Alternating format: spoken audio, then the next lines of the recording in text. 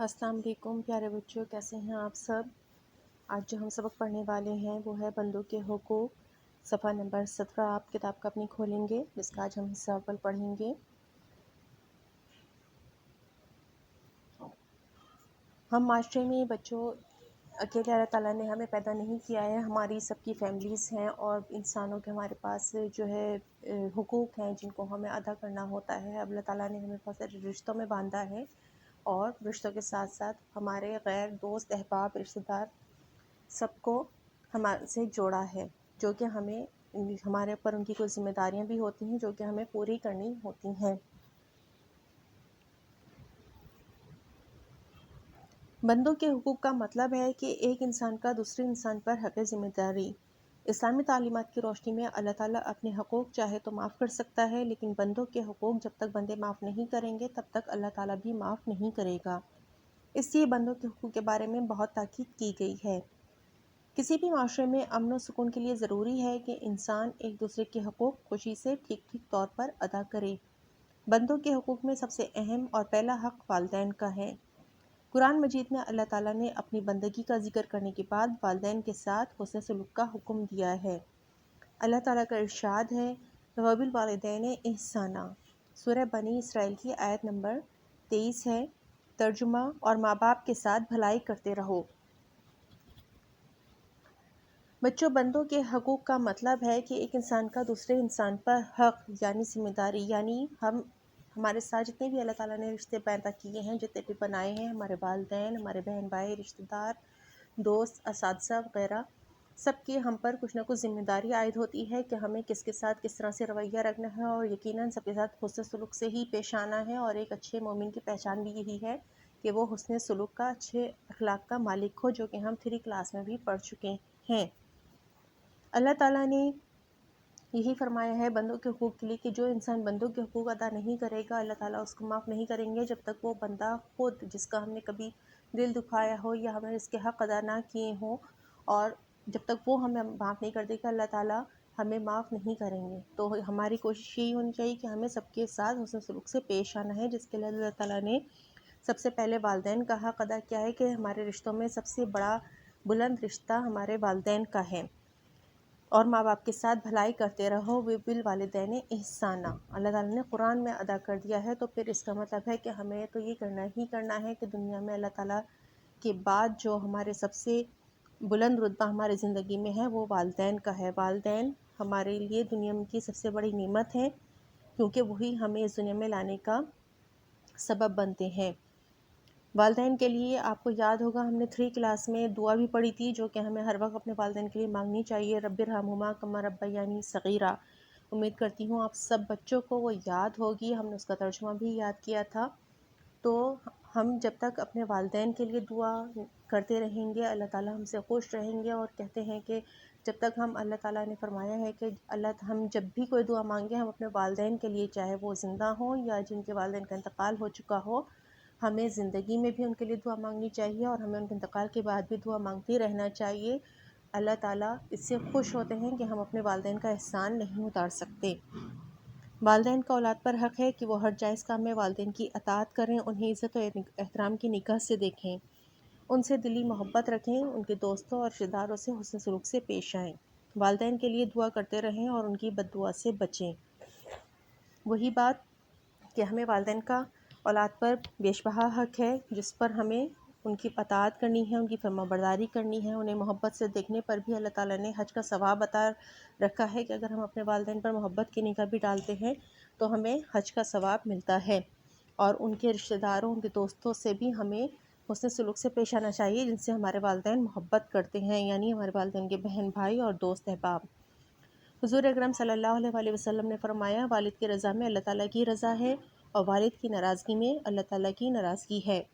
آپ صلی اللہ علیہ وسلم نے یہ بھی فرمایا کہ ماں کے قدموں کے نیچے جنت ہے۔ یہی ہم نے 2 کلاس میں پڑھا تھا، 3 کلاس میں پڑھا تھا، اور اب 4 کلاس میں بھی ہم یہی پڑھ رہے ہیں کہ حضور اکرم صلی اللہ علیہ وسلم نے یہی بھی فرمایا ہے کہ والدین کی رضا میں ہی اللہ تعالیٰ کی رضا ہے۔ میں نے 3 کلاس میں بھی میرے خیال سے میں نے آپ کو بتایا تھا کہ والد جنت کا دروازہ ہے اور ماں جنت ہے، یعنی ماں کے قدموں تلے جنت ہے۔ لیکن جب تک اگر ہم یہ سوچتے رہیں کہ ہمیں اپنی ممی سے پیار کرنا ہے، ہمیں ممی کا کہنا سننا ہے، پپا تو صبح کے گئے رات کو آتے، تو ایسا نہیں ہے۔ جب تک ہمارے والد ہم سے راضی نہیں ہوں گے، ہم اس جنت میں کیسے جائیں گے؟ کیونکہ والد کو اللہ تعالیٰ نے جنت کا دروازہ قرار دیا ہے، تو وہ دروازہ کھلے گا تو ہم جنت میں جائیں گے۔ اسی لیے ہمیں والدین میں ماں باپ دونوں کا احترام کرنا لازمی ہے۔ اور انسان کے اوپر اللہ تعالیٰ نے سب سے زیادہ حق اپنی ماں کا قرار دیا ہے کہ حضور اکرم صلی اللہ علیہ وآلہ وسلم سے ایک بار کسی صحابی نے پوچھا کہ انسان پر سب سے زیادہ حق کس کا ہے؟ تو حضور اکرم صلی اللہ علیہ وآلہ وسلم نے فرمایا اس کی ماں کا۔ ان صحابی نے دوبارہ یہی سوال کیا تو حضور اکرم صلی اللہ علیہ وسلم نے فرمایا ان کی ماں کا۔ پھر ان صحابی نے حضور اکرم صلی اللہ علیہ وسلم سے فرمایا یہی سوال کہ پھر ان کے بعد کس کا حق ہے؟ تو حضور صلی اللہ علیہ وسلم نے یہی فرمایا کہ اس کی ماں کا۔ حضور اکرم صحابہ کرام نے پھر دوبارہ سے فرمایا کہ اس کے بعد کس کا حق ہے؟ تو چوتھی بار میں حضور اکرم صلی اللہ علیہ وسلم نے فرمایا کہ اس کے والد کا، یعنی ماں کا حق سب سے زیادہ ہے انسان کی زندگی پر، اس کے بعد والد کا حق ہے۔ لیکن اس کا مطلب یہ نہیں کہ ہم والد کو نظر انداز کریں، ہمیں ماں اور باپ دونوں کا کہنا ماننا ہے اور اپنے لیے آخرت کو سنوارنا ہے۔ اس سے نہ صرف ہماری آخرت سنورے گی، ہماری دنیا بھی اللہ تعالیٰ بہت خوبصورت کریں گے۔ اس کے بعد اولاد کے حقوق ہے۔ اولاد کے حقوق یہ ہیں کہ ان کی تعلیم و تربیت کا خیال رکھا جائے، ان پر شفقت کی جائے اور اولاد میں فرق نہ کیا جائے۔ والدین کے اوپر بھی ذمہ داری ہے کہ جب اولاد ان کی آتی ہے، جس سے اولاد کے لیے کہ وہ والدین کی اطاعت و فرما برداری کریں، والدین کا بھی فرض ہے کہ وہ اپنے اولاد کے حقوق ادا کریں، ان کو بہترین تعلیم و تربیت فراہم کریں اور جس کی کوشش بھی وہ پوری کرتے ہیں، بھرپور جو ان کو وسائل حاصل ہوتے ہیں اس کے حساب سے وہ پوری کوشش کرتے ہیں کہ وہ اپنی اولاد کی اچھی تعلیم و تربیت کر سکیں، ان کے کھانے کا، پینے کا، پہننے اوڑھنے کا ہر طرح سے خیال رکھ سکیں اور ان کو زندگی میں کامیاب دیکھ سکیں۔ والدین اور اولاد کے حقوق کے رشتہ داروں کے بعد رشتہ داروں کے حقوق ہیں۔ رشتہ داروں کے حقوق یہ ہیں کہ ہم ان کے ساتھ اچھا سلوک کریں، ان کی خوشی اور غم میں ان کے ساتھ شریک ہوں، ان کو کوئی بھی تکلیف نہ دیں۔ رشتہ داروں کے بارے میں حضور صلی اللہ علیہ وسلم نے فرمایا کسی مسکین پر صدقہ کرنے سے ایک ثواب ملتا ہے اور کسی ضرورت مند رشتہ دار کو صدقہ دینے سے دگنا ثواب ملتا ہے، ایک صدقے کا اور دوسرا صلہ رحمی کا۔ رشتہ داروں میں بھائی، بہن، چچا، بھتیجا، ماموں وغیرہ سب شامل ہیں۔ بچوں، والدین کے بعد، بہن بھائیوں کے بعد جو ہمارے اوپر سب سے زیادہ حق فرض ہے کہ وہ ہم والدین کے بہن بھائیوں کے ساتھ جو ہمارے رشتہ دار ہیں ان کے ساتھ ہم یہ ادا کریں، ان کی خوشی اور غم میں ہم شریک ہوں۔ اور حضور اکرم صلی اللہ علیہ وسلم نے بھی یہی فرمایا ہے کہ کسی مسکین پر ہم، کسی غیر ضرورت مند پر ہم کرتے ہیں، اس کی مدد کرتے ہیں تو ہمیں ایک گنا ثواب ملتا ہے، لیکن اگر ہم کسی ضرورت مند، غریب، مسکین، یتیم رشتہ دار کے اوپر صدقہ دیتے ہیں، اس کی مدد کرتے ہیں تو ہمیں اس کا ڈبل ثواب ملتا ہے، دگنا ثواب ملتا ہے، ایک تو صدقے کا اور دوسرا اس محبت کا، اس صلہ رحمی کا جو ہمیں ان رشتہ داروں کے ساتھ ہوتی ہے۔ یہ تھا حصہ اول، اس کا آج ہم یہیں تک پڑھیں گے۔ کوشش کروں گی آپ لوگ ریڈنگ کریے گا گھر پر، پہلے ریڈنگ کریے گا، اس کو دوبارہ سے سمجھیے گا، میرے لیکچر کو بھی بار بار سنیے گا تاکہ آپ کو بہت اچھے سے سمجھ آئے، اور پھر اس کے بعد آپ سوالات کریں گے۔ پہلا سوال آپ تحریر کریں گے، بندوں کے حقوق سے کیا مراد ہے؟ بندوں کے حقوق کا مطلب ہے کہ وہ تمام کام جو بندوں کو ایک دوسرے کے کرنے سے ضروری ہیں، یعنی ذمہ داریاں پوری کرنا ہے۔